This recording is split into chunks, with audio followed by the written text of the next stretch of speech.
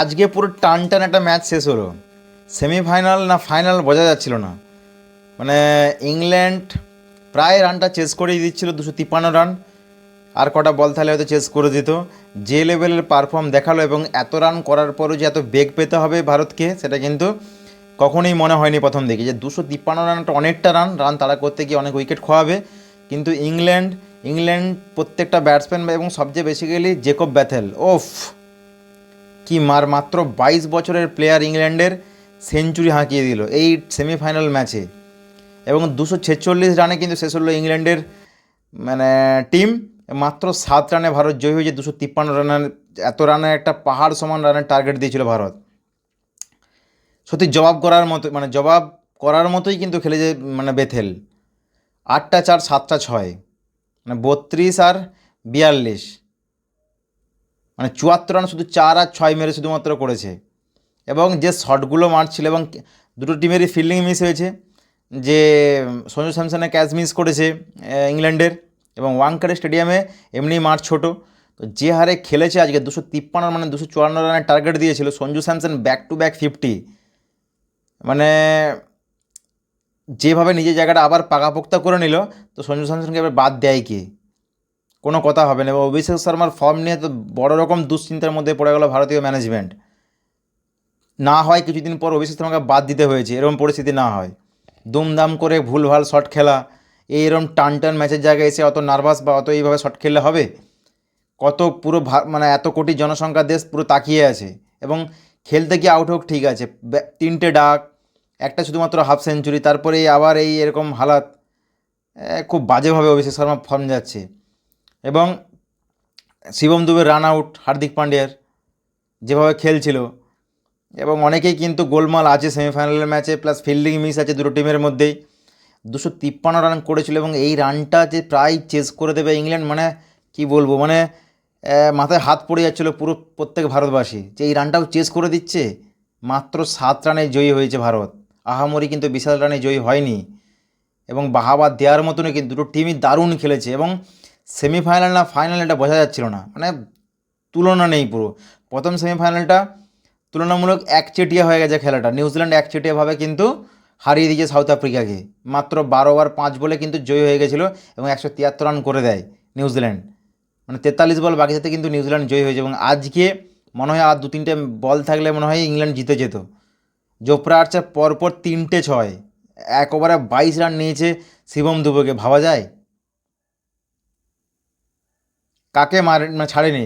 তাও 19 ওভারটা হার্দিক পান্ডিয়া মাত্র 9 রান দিয়েছে। তার আগের ওভারটা 18 ওভারটায় বুমরা সম্ভবত 9 রান দিয়েছে, এবং 22 রান শিবম দুবে। 5 বলে 30 রান লাগতো, সে জায়গার দিক থেকে মাত্র 7 রানে জয়ী হয়েছে ভারত। বিশাল আহামরিভাবে কিন্তু জেতেনি। এবং দুটো টিমকেই সত্যি বাহাবা দেওয়ার মতোই খেলেছে। 253 রান করেছে, তার মধ্যে ভারতের সবচেয়ে উল্লেখযোগ্য রান সঞ্জু স্যামসন 89 রান করেছে মাত্র 42 বলে। অভিষেক শর্মা 9 রান, ঈশান কিষান 39 রান। এক ভালো পার্টনারশিপ করে দিয়ে গেছে শিবম দুবে 43 রান 25 বলে। 1টা 4 4টে 6, 24 আর 4 28। সূর্যকুমার 6 বলে 11, হার্দিক 27 রান করেছে, তিলক বর্মা 21। ভারত এবং ইংল্যান্ডের ফিল সল্ট 5 রান করেছে, বাটলার 25-17 বলে, Harry Brook 7 run, captain Jacob তোমার 105 রান করেছে। তারপর বেন্ডন 17 রান, উইল জ্যাক্স একটু সঙ্গ দিয়েছিল 35 রান করেছিল, স্যাম কারন 18 রান 14 বলে, এবং ওভারটন 2 রান, এবং জোফরা আর্চার 4 বলে 19। লাস্টের 3টে বলেই 3টে 6। এবং হার্দিক 2টো উইকেট পেয়েছে। আরশদীপ সিং, কি খেলালো আরশদীপ সিংকে। 1 run, Bumrah 1 run, Varun Chakravarthy 1 run, Axar Patel একটা উইকেট পেয়েছে। বরুণ চক্রবর্তী একটা, অক্ষর প্যাটেল একটা, আরশদীপ সিং একটা, বুমরা একটা, এবং হার্দিক 2টো উইকেট। 1 ওভারে 22 শিবম দুবে।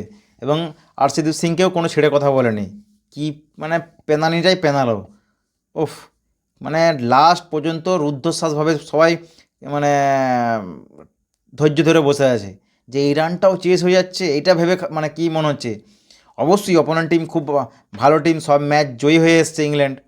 তারপরেও কিন্তু এই জায়গাতে এসে ওইদিকে সাউথ আফ্রিকা পরপর 2024 সেমিফাইনালে হার, এবং 2024 ফাইনালে হার সাউথ আফ্রিকা, 2024 সেমিফাইনালে হার ইংল্যান্ড, এবং 2026 সেমিফাইনালে হার ইংল্যান্ড। ভারত ফাইনালে পৌঁছে গেল 8 তারিখ নরেন্দ্র মোদী স্টেডিয়ামে। আহমেদাবাদে ফাইনাল হবে ভারত এবং নিউজিল্যান্ডের মধ্যে সন্ধ্যা 7টা থেকে। তো সত্যি সেমিফাইনালের মতোই খেলা হয়েছে। যারা খেলা দেখতে গেছে মানে তাদের টাকা সত্যিই মানে উঠে গেছে এক কথায় বলা যেতে পারে, এবং যারা খেলা দেখছে মানে শুধুমাত্র জিও হটস্টারেই মানে 53-54 কোটি মতো মানুষজন দেখছিল, বাকি তো আরও আলাদা ব্যাপার। মানে কী হারে টান টান যে এই ম্যাচটাও জিততে চলেছে ইংল্যান্ড, মানে এত রান করার পরেও। তো যাই হোক, জেকব ব্যাথেল এবং ইয়ে জেকব ব্যাথেল এবং হচ্ছে উইল জ্যাক্স এবং ভারতের সঞ্জু স্যামসন, শিবম দুবে, ঈশান কিষান সবাই কিন্তু ভালো পারফরমেন্স দেখিয়েছে এবং খেলার মতো কিন্তু খেলা হয়েছে আগে সেমিফাইনাল। তো যাই হোক, বিদায় নিয়ে নিল ইংল্যান্ড, যথেষ্ট ভালো পারফর্ম করেছে দুটো টিমই। মুখোমুখি নিউজিল্যান্ডের সাথে 8 তারিখ দেখা হচ্ছে নরেন্দ্র মোদী স্টেডিয়ামে।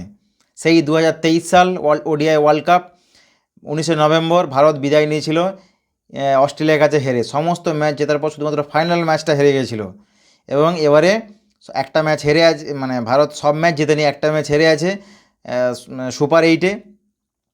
একটা ম্যাচ হেরে আছে, যেটা হেরেছিল সাউথ আফ্রিকার সাথেই, এবং তাদেরকেও হারালো আবার সেমিফাইনালে। নিউজিল্যান্ড হারিয়েছে এবং ইংল্যান্ডকে হারালো ভারত। তো মুখোমুখি 8 তারিখ। বন্ধুরা কমেন্ট করে জানাবেন কোন টিম ফাইনালিস্ট হতে চলেছে 2026 আর টি-20 ওয়ার্ল্ড কাপ। টি-20 ওয়ার্ল্ড কাপে দ্বিতীয়বারের জন্য কিন্তু নিউজিল্যান্ড ফাইনালে উঠেছে, এবং ভারত দুটো কাপ অলরেডি পেয়ে আছে, এবং ইংল্যান্ডও দুটো কিন্তু কাপ পেয়েছিল। ভারত দুটো কাপ পেয়ে আছে এবং নিউজিল্যান্ড কোনো কাপ পায়নি।